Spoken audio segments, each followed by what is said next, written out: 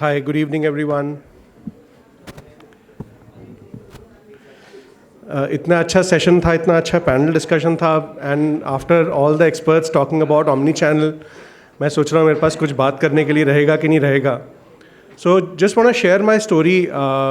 We started doing omni-channel about 7-8 years back. We are right now doing omni-channel for more than 10,000 plus stores and for 100 plus brands. So just my presentation is divided into 7 parts. The parts are listed here. And I heard a lot of panelists and speakers talk about how they tackled the pandemic. A little bit background layering is also about what is the India doing. If you see, and a lot of people have mentioned it, approximately 1.38 billion population. If you see, there are about, after double counting, 770 million internet connections. The great part is 65% of the country is less than 35 years of age. So the propensity to consume is very, very high. And of course, if you see the increase of e-commerce shipments, about 100 million shipments a month is what we are doing right now. So the whole country is, and in many ways than one, I don't know how many of you were using computers in 1995 or so. पहले 16 MB, 32 MB RAM का computer होता था तो खुश हो जाते थे कि अरे वाह, आज हमारे पास में 4 GB रैम का फ़ोन होता है हाथ में. So you know we can shop a lot, and an average consumer जो ऑनलाइन ऑफलाइन दोनों शॉप कर रहा है, सर दोनों सर बाद में झगड़ा कर लेना यार. So a lot of people are shopping, and when a person shops a lot, if you're shopping online, offline, your shopping tends to increase. A lot of important points were talked about how the whole environment has become healthy for omnichannel. A little bit data that I'm sharing. Earlier, before the pandemic, brands used to have 3% to 5% share from online or through omnichannel. Now I've discussed it close to 100 brands. The online share of their business or omnichannel share of their business is anywhere between 25% to 40% now. So that's a big change which has come, and it's all is coming through a store fulfillment model. And people want to get the delivery very, very fast, and that's the big change that has happened. In this situation, in this evolving situation with the pandemic, a retailer's situation was like, Spider-Man trying to find out a process to do omni-channel. Little bit definitions I want to do, and everybody knows it. If you're doing online, one channel, it's, one channel, it's unichannel. If you're doing both the channels separately, online and offline, but no interconnecting journeys, that's multi-channel. If you're having interconnected journeys between online and offline, it's omni-channel. And I saw that the whole omni-channel thing had 3 pillars. And these 3 pillars were, number 1, to defragment the inventory. A lot of times the working capital was fragmented into different stores, the assortment and the demand, and was orthogonal. The second was the customer was asking for different journeys. A lot of people on the panel talked about different journeys. Why can't I buy online, pick up in store? Why can't you ship from store? All these journeys they talked about, and the customer is asking for them very, very heavily. And the customer is saying, why don't you own me? Why do you send me offers and promotions on SMS which I don't read, which I don't find relevant to? So these brands are now, forced to take an action on that. About 5-6 years back, what we thought is, and our vocabulary evolved, that whether you are selling on marketplace or you're selling on D2C or on a physical store, it's a storefront. Even if you're selling on WhatsApp, it's a storefront. And why don't you get all the orders in a single order management system? And the order management system then, has a single view of the inventory and picks it up and ships it to the customer. With that, we found out that in the pandemic, when the interstate logistics chains were broken, we found that within the state, you could deliver, and all delivery was happening from stores. The entire P&L of the store, whether you're in a mall or whether you're on a high street, was healthy. In fact, mall owners became our partners. They were charging certain revenue percentage if the order is coming even from Myntra or Flipkart or Amazon or any other channels as well, because it was delivered through the store. So the first thing is online and offline became completely one. And the 7 impacts which I saw on the P&L were as follows.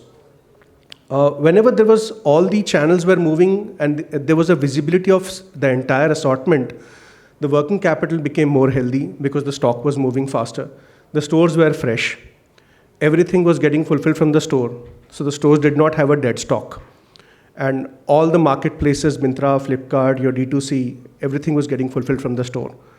The second big impact, the slide, it's not, I hope it's visible, is because it was delivered mostly hyper-local. The logistics cost came down by about 40-50%. Because in the same state delivery, the logistics charges were less. The next impact was the cancellation rates went down. Now, why did the cancellation rates went down is that when you are delivering in the same area, the next day delivery or same day delivery is possible. The customer doesn't get chance to cancel the store. The second impact is, that's what I saw. The third, what I saw is the newer customer journey, curbside pickup, buy online, pick up in store, buy online, ship from store. All these became very, very fashionable. A couple of our customers used Save the Sale Endless Aisle massively to harvest the tier 2, tier 3 demand. They didn't have the latest stocks, NSMs, new stock merchandise in the tier 2, tier 3 cities, but they were having an omni-channel app through which the customer was engaging and it was getting shipped from the metro store. So the newer customer journeys were coming. The store is the temple of the brand. यदि मतलब भक्त यदि temple of the brand पे आता है store पे तो उसको प्रसाद definitely मिलता है. They don't go empty-handed from there. Second is the unified experience across all channels. The customers was more happy, shopping more, वो same stock को online भी खरीद सकता है. Lot of newer journeys came. Shop a store. कि मुझे Uber book करने से पहले या ओला बुक करने से पहले मुझे देखना है कि यार मेरे साइज़ का जैकेट या कुर्ता उस स्टोर में है कि नहीं. So a lot of these journeys came in. And we did about 3,000 stores plus for these journeys also, that they could see whether the merchandise is in the store and then, go and pick that up. Lot of newer things happening.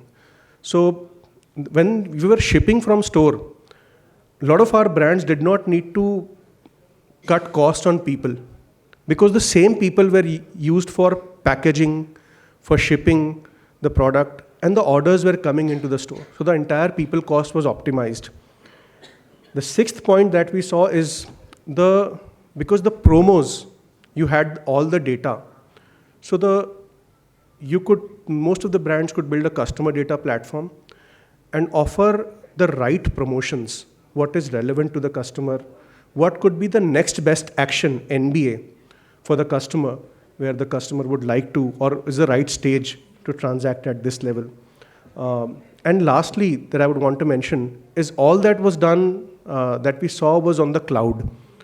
So none of, at Arvind or for any of our brands, US Polo, Gap, etc., there was no capital cost. It was a per order cost kind of a payment, that whatever, if the order comes, you get per order.